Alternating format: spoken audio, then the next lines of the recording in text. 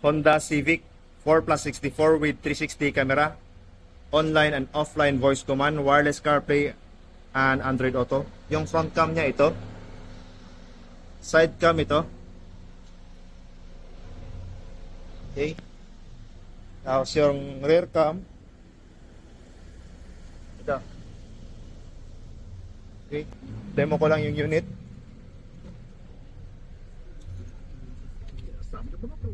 Wala siyang steering control.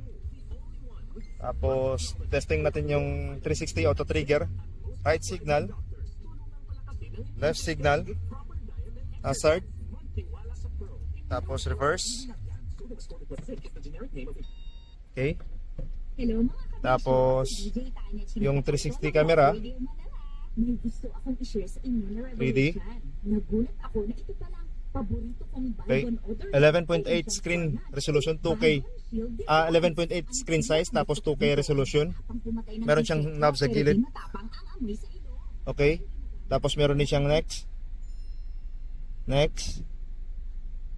So ito yung mga next. Ayan. Meron siyang offline voice command, screen off, screen on, open YouTube, turn on navigation. So okay. So yun yung offline voice command. Yung online voice command dapat sa steering namin yan nilalagay, pero wala man siya dito, so wala na lang din kami nilalagay. So wala sa steering control. So okay. Tapos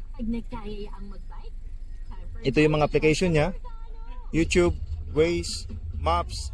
Meron siyang Play Store, pwede ka mag-download ng mga iba't ibang application. Tapos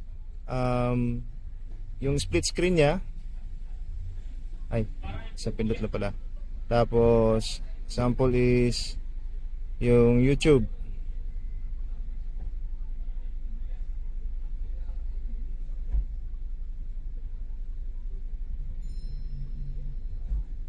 Ayan pala. Tapos saan yung isa? Paano ba? Iba-iba yung features. Tapos ito yung radio. So okay, dalawang application open. Pagtanggal. Okay. Tapos ano ba? Meron siyang fan. Okay, always on. Tapos yung installation, ito, walang butas. Meron siyang mga frame kasama. So yun lang, thank you. ZT Car Accessories. Meron pa tayong mga installation sa likod, hindi pa natapos. Going pa, 360 din yan. Toyota Fortuner. Thank you.